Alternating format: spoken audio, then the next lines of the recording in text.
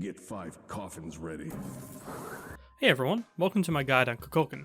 Kukulkan is one of the easiest mages in the game, and is pretty good for beginners to the mid lane or just Smite in general, but he's still very effective at what he does, even if he's rarely seen at the highest levels of play. Thanks to Kukulkan's passive, he typically wants to build items with a lot of mana on them, this usually sourcing from the book tree. Luckily for Kukulkan, this build is very good right now. Still, after like 3 months, but even once the meta changes, he wants at least a Book of Thoth and Polynomicon in his builds. Book of Thoth for the obvious reasons, and Polynomicon for reasons we'll get to later. Relics wise, you absolutely need both Bs and Hs, you will never make it with anything else.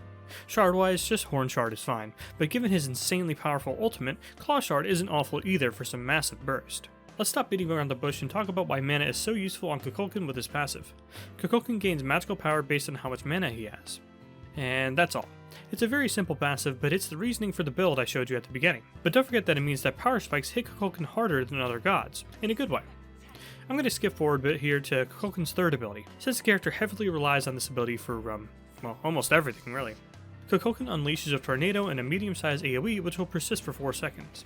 Enemies who enter the tornado will be dealt a damage over time for 2.5 seconds, and of course if they stay into the tornado for whatever reason, they'll continue taking damage and refreshing that 2.5 second timer.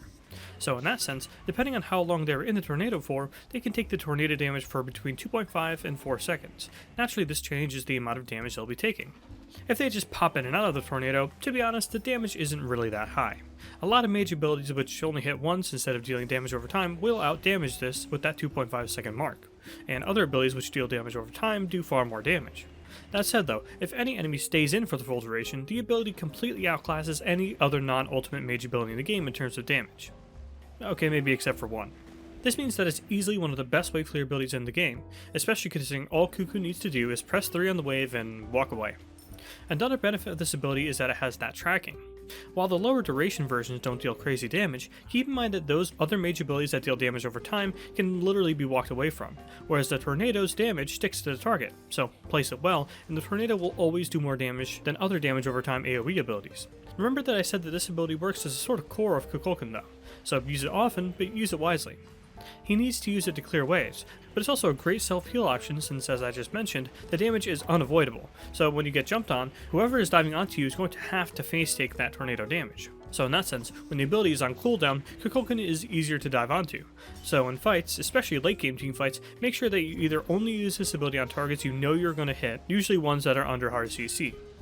Another use of this is using it to completely deny sections of the jungle. Use it to stop rotations, to make yourself or your team harder to chase into paths into lanes, and so on, because nobody wants to get hit by this ability. That said though, is this really Kukulkan's only form of self-peel? Well, no, since he has his first ability. Kukulkan shoots out a fast-moving projectile, and it stops upon hitting any enemy or wall. When it impacts enemies or walls, it will detonate in a small AoE. More importantly though, the damage is incredibly high and slows all enemies hit, for a very high amount I might add. This allows easy combos with his other abilities, especially with Polynomicon. Since the ability is fast and slows the opponent, all you have to do is hold down the basic attack button and boom, Polynomicon hits with that basic attack. And of course, even without Polynomicon, you want to be going for that basic attack anyways for optimal damage. What's the optimal timing though? Well, as I mentioned, it hits in an AoE, so it can easily stagger waves and in those earlier levels finish off groups of minions that your main wave clear ability couldn't. That said though, as we know, Kukulkan is the wave clear king with his third ability, so instead, if he's in a matchup where he can do so, it's totally fine to just put your wave clear down and then immediately slither up and try to look for poke with this ability. And boy does it ever poke. One of the hardest hitting single abilities in Smite and a disgustingly high slow on it. It's a tough ability to not try and go for constantly. Note how I mentioned earlier though that you can only really play aggressive like this in certain matchups, because Kukulkan is one of the easiest targets to kill in Smite. Most assassins, and a decent amount of mages too, can very easily annihilate Kukulkan with no chance for him to retaliate. So only ever go for this poke with your first ability when you know it's safe to do so. Part of what makes him such an easy target is his lack of a movement ability. Instead, he gets his second ability. Kukulkan cleanses himself of all slows and begins moving much faster, this bonus movement speed gradually lessening as the ability runs its 4-second duration. And that's kinda it. You use it when you're in trouble or when you're chasing someone down, and that's that. The only real tips here are that for one, when against characters with heavily impactful slows, or CC, try to wait for them to inflict that slow or CC before using this ability, since Kukulkan can be slowed again while this ability is active, and obviously if you get CC'd while it's active, you pretty much just wasted the ability. Don't get yourself killed waiting for an ability that may or may not be coming at you though, but it's definitely notable against some gods. Also notable is how the movement speed lessens. It's very noticeable, so don't just press 2 and only slither away for about half the duration. Use the full duration of the ability to ensure you make it out safely. Kukulkan can use this ability and get so far back and still be effective, in part thanks to his ultimate. Kuku winds up for a moment and then unleashes a very fast moving and lengthy projectile which runs along the ground. It goes through walls and heavily damages and knocks back enemies hit by it. And when I say heavily, I mean it, as this is easily within the top 5 highest damaging abilities in the game. This ability more than makes up for the fact that Kukulkan only has 3 damaging abilities, and then some. But let's not get too carried away, as there are quite a few things to consider with this ability, since first off, Kukulkan has no hard CC to confirm this ability himself. All he has is a slow and a dream. And of course, this ability far outranges that slow, so on some targets, all you have is your aim, and with that relatively long initial windup, it can be tricky to pull off every time, especially the further away your target is.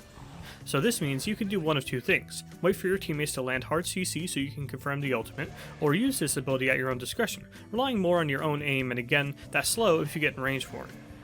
One aspect that might not have been immediately apparent is the ability's self-peel. Kukulkan getting dived on is more or less the fact of life. But what ability of his hits harder than almost any other ability in the game and provides a huge knockback? The ultimate. This means that against certain teams, your main concern should be holding onto this ability as your one and only way to truly stop enemies from diving on you, waiting for them to blow their CC and or movement abilities trying to get to you, then popping this ability at the right moment depending on the character who is diving you and stop them dead in their tracks. Since keep in mind, there are plenty of ways to immune this thanks to that windup. If they see it coming, they may leap over it or just plain use their Aegis. But don't forget about using it on objectives too. That windup is long, sure, but it's the same amount of time with every use, right? So learn that windup timing well, and how the delay works with aiming the ability too.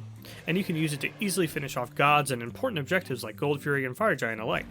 Just like with all of Kukulkan's abilities though, don't be too trigger happy. In late game teamfights, this ability is frankly the only way Kukulkan can be a factor unless his team is carrying him.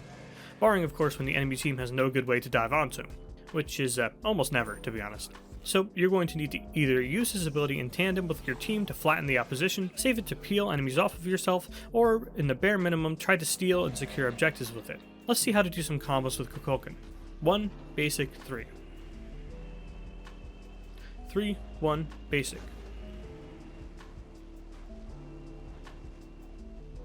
1 basic 4 3 on top of where they land.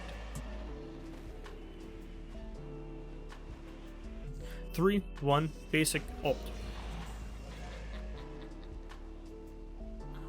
For ability leveling, you want your 3 at level 1, your 1 at level 2, and your 2 at level 3. From there you max your 3, then your 1, then your 2, leveling the ultimate whenever you can. On Kukulkan, I highly recommend point skipping at level 8 so you can put a level into your very important tornado and your ultimate at level 9. Not necessary, but it always felt good to me. Kukulkan is the definition of a glass cannon. Whole lot of damage, but no CC immunity or any good way to safely escape bad situations. As time goes on and more mages come along, the less Kukulkan makes sense. He's got easy, safe wave clear, sure, but so do most, if not debatably all mages at this point. And if you want a mage who deals okay damage and CC in their core kit with a great ultimate, why not go with someone like Poseidon, someone with all the flaws of Kukulkan but a far more impactful ultimate in teamfights. Same goes for Vulcan, Ra, and Zeus, with similar but not exact flaws, but still give you bigger and more benefits as a result of those flaws.